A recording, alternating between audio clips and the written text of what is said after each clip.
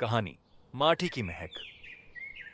दीनानाथ जी एक बुजुर्ग मूर्तिकार कुम्हार जो मिट्टी के बर्तन और मूर्तियां बनाते हैं। भोलू दीनानाथ जी का पुराना सहायक। दोस्तों, स्वागत है दीनानाथ जी की माटी कला की दुनिया में। यहाँ की हवा में गीली मिट्टी की सौंधी खुशबू रहती है। दीनानाथ जी का एक छोटा सा कारखाना था जहां वे हाथों से मिट्टी के सुंदर घड़े और दिए बनाते थे। पर आज ये खुशबू कुछ बदली बदली सी है, क्योंकि शहर से लौट आए हैं आर्यन बाबू। दिमाग में मार्केटिंग का भूत लेकर आर्यन शहर से वापस आया और देखा कि काम धीमी गति से चल रहा है। उसने कहा, ओह गॉड दादाजी, यह क्या हाल बना रखा है। ये पुराने चाक, यह कीचड़ जैसी मिट्टी, यह सब अब नहीं चलेगा। दादाजी, ये पुराने तरीके अब नहीं चलेंगे, हमें इसे डिजिटल बनाना होगा। और भोलू, ये बनियान उतार, कल से तू कस्टमर रिलेशनशिप मैनेजर है। ये एप्रन पहन ले। आर्यन ने कारखाने के बोर्ड का नाम मिट्टी की महक बदलकर दर्थी लग्जरी स्टूडियो कर दिया। उसने मिट्टी के चक्के को हटाकर वहां एक आधुनिक मशीन लगवा दी। उसने मिट्टी के दियों को ऑर्गेनिक अर्थ लाइट का नाम दिया और उनकी कीमत 5 गुना बढ़ा दी। अगले दिन आर्यन ने दुकान की शक्ल पूरी तरह बदल दी। मिट्टी के बर्तन पर चमकीले नियन रंग लगाए गए। कुछ ही समय बाद गांव के पुराने ग्राहक काका आए और बोले, दीनानाथ, मुझे मिट्टी का ठंडा घड़ा चाहिए। आर्यन ने बीच में आकर कहा, सर, हमारे पास डबल इंसुलेटेड जियोमेट्रिक वॉज है, इसे आजमाइए। काका ने उसे देखा और बोले, बेटा, ये देखने में तो अच्छा है, पर इसमें मिट्टी की वो महक और ठंडक नहीं है। बेटा, दिवाली आ रही है, जरा 2 दर्जन दिए तो देना। हमारे पास दिए नहीं, हैंडक्राफ्टेड मड कैंडल्स हैं। एक सेट की कीमत है सिर्फ 1500 रुपए। क्या 1500 रुपए? बेटा, इसमें तेल डालना है या सोना?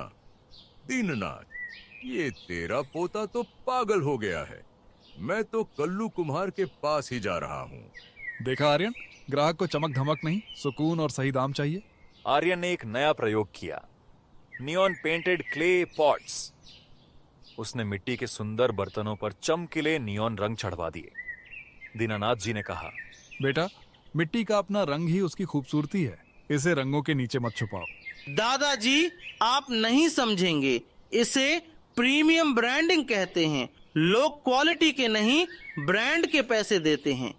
तभी शहर से एक बड़ी international interior designer miss Sophia वहां आई।